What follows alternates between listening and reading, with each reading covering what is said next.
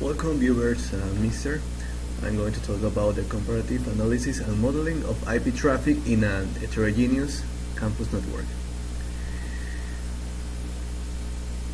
I'm going to show you a little introduction, a little explanation about this. With the deployment of new devices, protocols, and applications, network traffic is changing to adapt to these trends. Therefore, it is necessary to analyze the impact over services and resources in data networks. Traffic classification of network is an important requirement to optimize traffic engineering and adequately provision of quality service. In this paper, we analyze the variable packet size of the traffic in a university campus heterogeneous network, as we say, wired and wireless. Proof the collect data using a novel cipher that ensures the user data privacy. We separate the collect data in each scenario by the type of traffic, protocols, and applications in order to compare the behavior of packet length.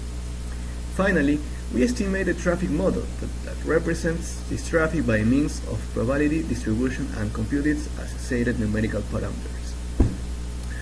Understanding and analyzing network traffic is an important requirement in areas such as network security, the provision of proper quality of service techniques, and the optimal use of resources such as bandwidth.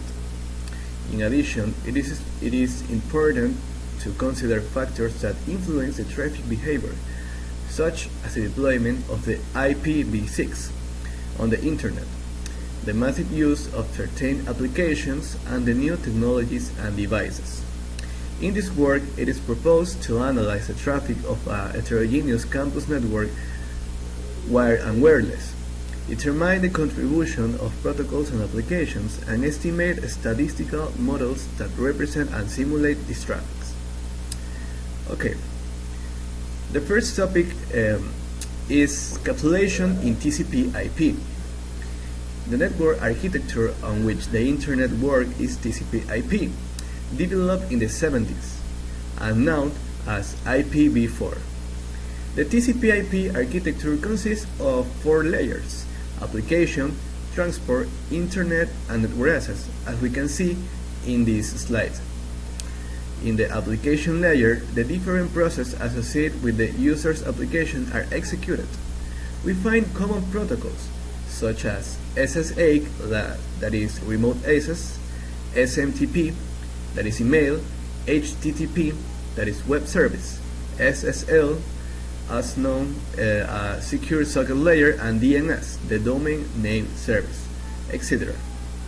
The applications are encapsulated in the transport layer, which provides sequencing service, acknowledgements, flow control, etc. These layers are related by means of logical connector called the application port. Each application has its own identifier and is encapsulated over one of the 2 defined transport protocols, TCP or UDP, as we can see in this slide. The transport protocol in turn are encapsulated in the network on Internet layer, responsible for fragmentation, quality of service, logical addressing, and selection of the shortest route. These two layers are related by a connector called a protocol. Finally, the IP packets, like IPv4 or IPv6, are encapsulated over the access layer protocols, for example, Ethernet or MPLS, level switching protocol. The logical connector between these layers is called the packet type. This slide shows the layer model of the TCP/IP architecture, the common protocols associated with each layer, and the encapsulation process from the application layer to the network access. To analyze the network traffic, we use a packet capture, also known as sniffer, which can be implemented in hardware or software. The network sniffer works in the network access layer, so a capture packet has information from all the headers of the layers, as we can see in this slide, which allows the analysis to be detailed and can have different purposes.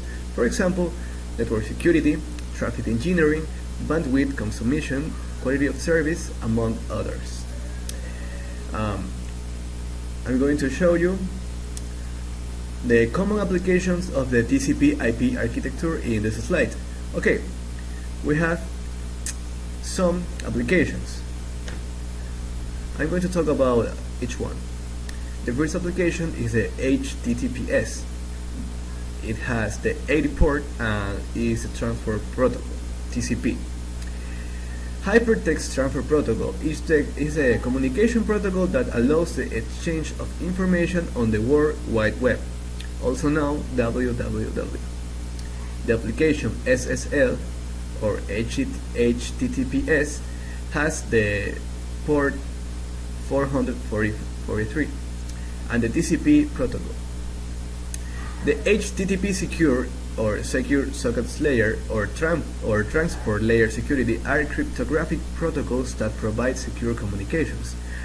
Okay, next, the DNS application has the 53 port and the UDP protocol. This domain name system is a system that allows to have an IP address. The next is BootTP or the HCP. It has the port 67 or 68. This bootstrap protocol is a network protocol used to manage the IP addresses automatically. The best known service is the Dynamic Host Configuration Protocol or DHCP. The NetBIOS has the port 137 and has the UDP protocol. The Network Basic Input-Output System is an interface specification for accessing network services, and it links the operating system with the hardware. The Quick application has the 443 port and the UDP protocol. This Quick UDP Internet Connections is a network protocol that allows better performance and low latency in an information exchange. The SSDP application has the 1900 port and has the UDP protocol. The Simple Service Discovery Protocol allows searching for plug-and-play devices on a network. And finally, the MDNS application has the 5353 port and the UDP protocol. This multicast DNS is a discovery protocol for translation of domain names in multicast format. Okay, next topic is the data capture and analysis. In the process of capturing network packets, an important aspect is managing the privacy of the information that they contain. Normally, network snipers capture both the headers and the data of the packets. For this reason, the use of a sniffer is proposed that avoids the storage of the user's application data. The wired network that is made up about 3 million desktop computers located between administrative office, teachers, and especially in laboratories scattered through the university campus. There is a 2200 Mbps bandwidth for the internet access, which is segmented for the different IP blocks. The peak of traffic becomes 60%. About the campus wireless network integrated into the university backbone is made up of about 300 access points, managed by wireless network controllers, or now WLC, and to which 6 million devices are connected daily, such as smartphones, tablets, and laptops, from the student community mainly. It has a 300 Mbps allowance for the internet access, and the peak traffic reached the 70%. And about the campus wireless traffic, the 37.78% of packets are around 60 bytes, and the 50.8% are around 1300 bytes. There is a difference in the maximum length of a packet between the two scenarios, which leads us to define the different traffic models for these wired and wireless network packet patterns. According to the data analyzed in the previous section, we estimate various traffic models using the Poisson probability distribution function associated with total traffic, and with the most significant protocols such as IPv4 and the applications over TCP. The models obtained are calculated both in the wired network and in the campus wireless network since the observed trend is similar. As we can say in this slide, we have the frequency of both protocols, IPv4 and IPv6. This is the wired network, and this is a wireless one. Finally, we have the conclusions. The results obtained from the traffic patterns in both scenarios show us a bimodal traffic behavior similar in terms of the minimum length of packets, around 60 bytes, but different in terms of the maximum length.